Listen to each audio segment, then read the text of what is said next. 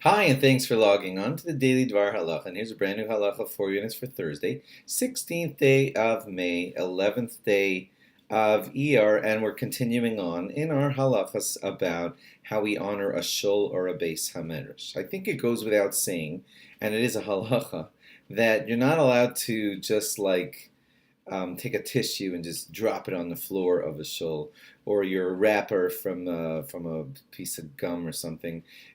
Littering a shul floor is just a despicable thing to do. Remember, it's a mikdash ma'ad, it's a small temple, and who would do that to a holy place? Certainly not allowed. So watch out for your tissues, your wrappers, your anything, to not leave them lying on the floor. I think I would add not leave them lying on where the places where you put your sitter or inside there, just not right.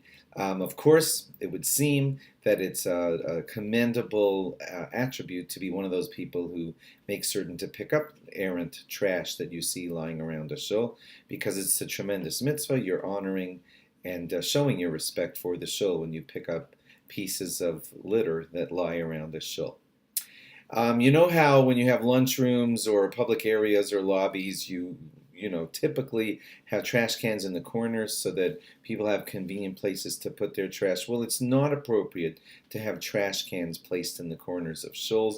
Any trash that is found to be in a shul should go outside to a trash can that's outside in the lobby.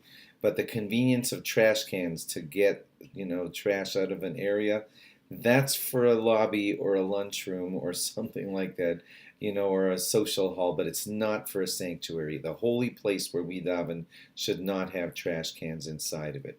For those of you who bite your nails or things like that, it's not appropriate to be leaving them lying on the floor of a shul. I might just add that biting nails on Shabbos or Yom Tov is a major problem because that's a malacha. It's work that's not allowed to be done, so please consider that too. All nail biters should lose that habit, because if you do, you're going to come to bite your nails on Shabbos and or Yom Tov, which is not allowed. Okay, back to our topic.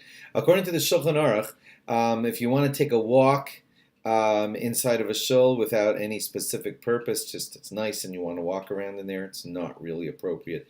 That's not honoring the shul. You know where sometimes a beautiful shul, people give tours of it for people to walk around inside and see how beautiful this is and that is. It's debated by some as to whether that's appropriate, because it's just using the shul as a sightseeing thing, which is not 100% appropriate. The custom is that we do allow it, though. Yeah, most people do allow it because we're still admiring the special nature of the shul, and that's sort of giving it honor. But note that some consider it a little bit weird that we're just touring and gawking at a holy place when I don't know if that's 100% kosher, but the minhag is, the custom is that the rabbis do tend to allow it.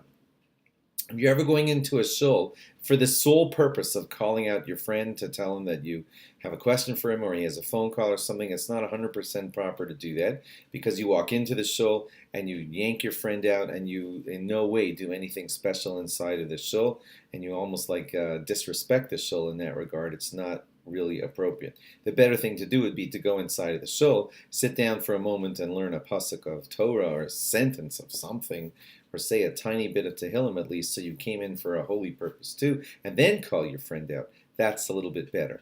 At the very least, if you're not capable of just learning something on your own, then at the very least sit there in the shul for a few moments, because even sitting inside of the shul and absorbing its holiness might be a good thing for you. But to just walk in and just walk out, just to get your friend, just to tell him he has a phone call, not so proper inside of a shul. If you're going into the shul to replace a sitter, which was left outside, or to get a sitter because you need to read something out of the sitter, that's appropriate and that's fine. Okay, thanks for logging on. Just a note that Pesach Sheni is coming up, and we're going to let you know about that. It's after Shabbos, and we'll be giving you some info on that, but just wanted you to be aware. Thanks for logging on. Log on again tomorrow for more. Bye-bye.